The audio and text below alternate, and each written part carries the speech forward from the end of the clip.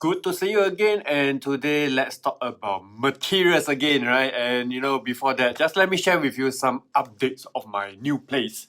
So we have done the defect check, right? We have made the appointment with the Building Services Center, right? We got the BSC people to come and do the joint inspection together.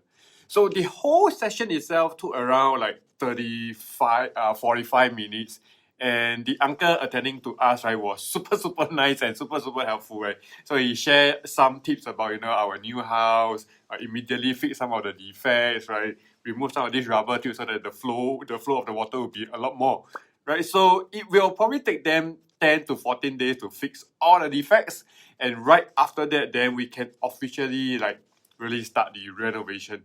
So my ID has also put in the order for the tiles, and we have started to do up the paperwork for the renovation, right? And then hopefully we can start as soon as possible, right? So it will be a 4-month kind of project.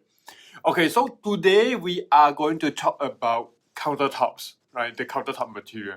I know many of you may have questions on this, so there are so many options out there today, and it's so confusing, right? So let me share with you my thoughts about countertops and what I have learned about them. So basically, there are a few types of countertops, right? So I put them into 3 categories. So natural stone, sintered stone, and non-stone countertops. So each of them has its pros and cons, right? So let's talk about the natural stone first. So natural stone itself, the countertops are simply the cut slabs of stone, right? And then they use it as countertops. So granite, like quartz or like marble, right? So they are very durable, they are very resistant to high temperature, right? And another unique thing about natural stone is that they are very cooling to the touch, right? So when you touch them, you feel very cool, which is very important for some bakers, right? Professional bakers want that kind of countertop. Pasta makers as well, right? Because it helps to cool down their dough and their mixes faster. So aesthetic wise, they come in natural patterns, right? And veining and stuff like that. And no two piece will look exactly the same, right? However, natural stone has its own, flaws, right? Most of them are porous, meaning that they can absorb the liquids that are left on the countertop for some time, right? And this can cause staining. So for example, your orange juice, your wine can create permanent stains in your natural stone countertop. So the way to prevent this from happening is to apply a layer of sealant, right, over the surface to make it so-called non-porous. However, the sealant will wear off over time, and you have to apply it again every year, right? So that means there will be some kind of maintenance So you probably have to, polish them as well, because as you use, right, they become dull as well. So depends on how you use it. So is there an alternative to natural stone? So something that looks like natural stone, but I want non-porous, heat resistant, right, scratch resistant, and durable kind of countertop. Yes, they are actually called the sintered stone, right? So they are artificially fabricated stone, right? That they use pieces of quartz, resin, and many other stuff, right? And then they compress in high temperature and high pressure to produce a very so-called very dense and very durable and hard countertop. So some of them are made so hard that normal kitchen usage, right? Those different kind of cutting or all this stuff do not scratch the surface or do not damage the countertop.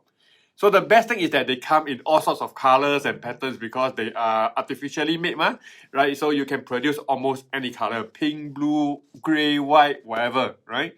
But then, so what's the catch, right? What's the catch with sintered stone?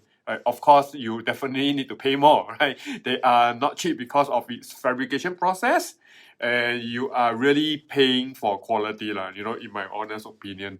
Right? So many of them comes with 10-year, 25-year warranty. So if you are a heavy kitchen user, then you intend to use it for many years, so it's good investment.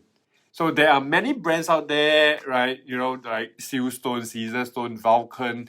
Decton, and many more, right? So personally, I'm looking at Siltstone and or Decton, right? Because I think they can be fabricated into integrated sinks.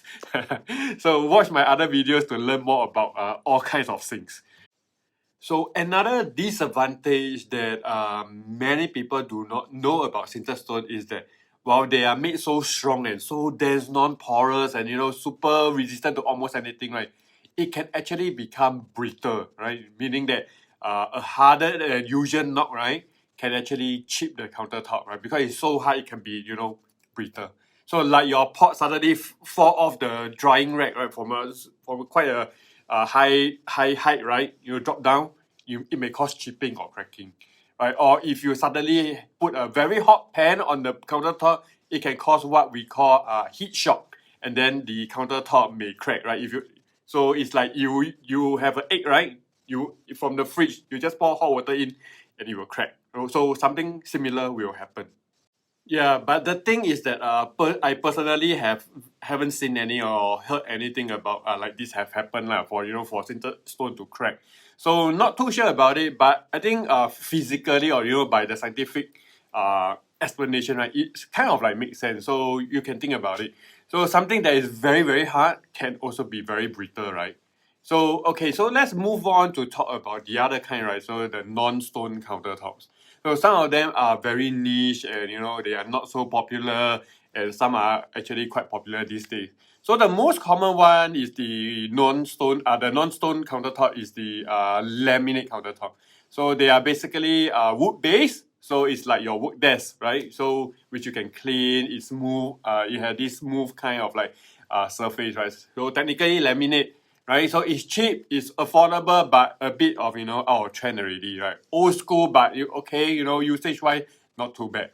But they are somehow not very durable, right? Easily scratch, right? Heat can discolor the surface, and it gets deformed like really over time. So I would say they are not exactly suitable for frequent usage in the kitchen, right? Based on my current experience, right? My current home today use laminate surface, and I already seen like bumps and stain after a couple of years. So there is another very popular one, right? And probably very affordable as well, and it's like the alternative to laminate countertop, which is called Compact Plus, right? Compact Plus is actually made of paper, right? Craft paper, which is really combined with resin in high temperature, high pressure to produce that kind of like non-porous, waterproof surface, right? So if you think about it, it's actually something like Centerstone, right? Instead of using stone or quartz, they actually use paper as the main base, right? The main ingredient. But again, they are not as durable, right? And they don't last very long, right? Maybe 5-8 years, right? Or even like shorter if you are like a frequent kitchen user, right? So Compact Plus comes in many different colors, many different textures and patterns, and it's very affordable, which is why many people prefer to use it as countertops for their kitchen, for their bathrooms as well, right? So that is Compact Plus. So are there anything else, right? Yes, there are something called like stainless steel countertops, wooden countertops. So stainless steel countertops, while they are waterproof, they are durable, they tend to look a little bit too commercial, it's like a kitchen, like a restaurant kitchen, like that, right? So if you cook like a restaurant or like a zi char store, right, then no problem, right? It will work well for you. It's stain proof, easy to clean, high heat resistance. But then again, right, the looks, it may not fit exactly your theme, right, of your home, right? Unless you specifically want an industrial kind of like kitchen, stainless steel kind of kitchen. Right? On top of that, right, because they are sheets of metal, right, so any knocks, any bumps may cause some dents, and plus they can be noisy, right, bum, right, all this kind of sound. So not for everyone, but it has been proven to work.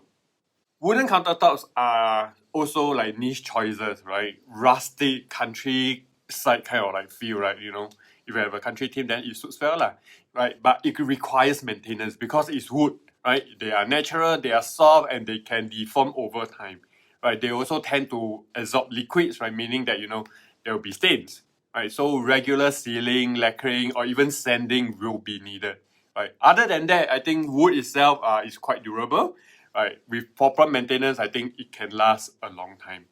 Right. Okay, so these are the types of countertops material out there you can consider. So every one of them has its own pros and cons, right? So it really depends on a few things. So first, your design, your theme, right? Whether you want the stone kind, you want the wood kind, you want the stainless steel kind of stuff like, and how frequent you use your kitchen, right? And of course, the last thing is your budget. So no money, no talk. I cannot run away. So for myself, I will be going for Centerstone as my preferred choice because we cook almost every day for a very big family of six people, right? So it's best that we allocate a little bit more budget into higher quality kind of like countertop. If you seldom cook and you just want a nice kitchen right there, I think Compact Plus is already very nice already and very durable already, right? So comment below if you have any further questions and I'm happy to do more videos on this, right?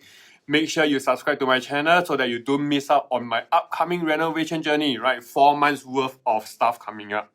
Until next time, I will see you soon.